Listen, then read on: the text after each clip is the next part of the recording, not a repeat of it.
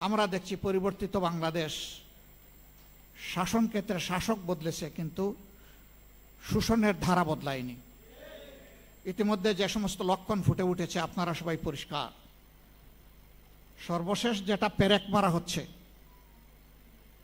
একটা গণতান্ত্রিক ধারা চালু হোক, এই জন্যে এই নির্বাচনের ফলাফল নিয়ে আমাদের অনেক কষ্ট আছে।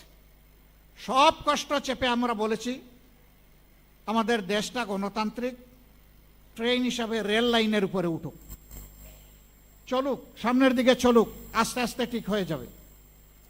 তো উঠায় দিলাম। এই উঠায় দেওয়ার পরে এখানে প্রশাসক, ওখানে প্রশাসক, ওখানে প্রশাসক, এইটা কি? এটা তো সংবিধান বিরোধী। পরিষ্কার আপনি সংবিধানের কথা বলতেছেন, ওই সংবিধানেই তো লেখা আছে স্থানীয় সরকারের সকল স্থলে একমাত্র নির্বাচিত প্রতিনিধিরাই তারা দায়িত্ব পালন করবেন।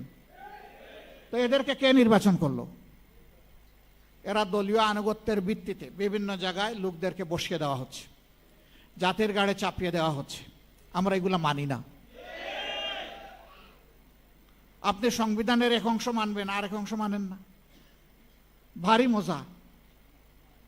একটা অর্ডারের ভিত্তিতে দুইটা ভোট একই দিনে হয়েছে। আপনি গোশত মানেন কিন্তু জুল খাইতে রাজি না। একই তরকারি একই বাসনে পাকানো হয়েছে, গোশতটা খেয়ে নিলেন, বলতেছেন জুলটা হারাম।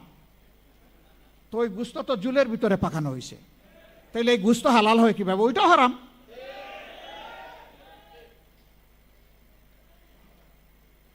জনগণকে এত বোকা মনে করার কারণ নাই। জনগণ সব বুঝে। হ্যাঁ, আপনারা মানবেন, তবে সহজে মানবেন না, আমরা বুঝতেছি। এরকম অতীতেও কিছু কিছু বিষয় সহজে মানেন নাই, কিন্তু পরে ঠিকই মেনেছেন। আমরা নিজের জন্য, কোনো দলের জন্য এই কাঠামোগত পরিবর্তন আমরা চাচ্ছি না, সংস্কার চাচ্ছি না। আমরা 18 কোটি মানুষের জন্য চাই। গণতন্ত্রের এসেন্স, বিউটি, একটা দল সরকারে যাবে আর একটা দল বিরোধী দলে থাকবে, এই দুই দল মিলেই জাতিকে সামনে এগিয়ে নেবে। সরকার ভালো করলে সহযোগিতা করবে বিরোধী দল, যদি মন্দ কিছু করে তাহলে লাগাম ধরে টান দেবে। আমাদের নীতি তাই হবে ইনশাআল্লাহ।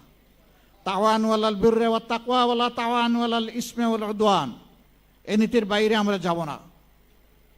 জাতীয় স্বার্থে কাউকেই আমরা ছাড় দিয়ে কথা বলবো না।